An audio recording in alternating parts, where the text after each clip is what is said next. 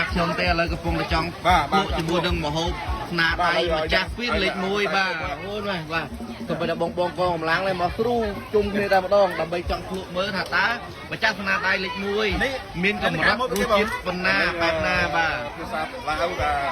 សេកthìខ្មែរយើងដូចជាគេហៅស្អីគេនេះជឿហ្មងដល់បើថាខ្មែរយើងណាអត់ទេអត់កយហើយកាញ់ចាំ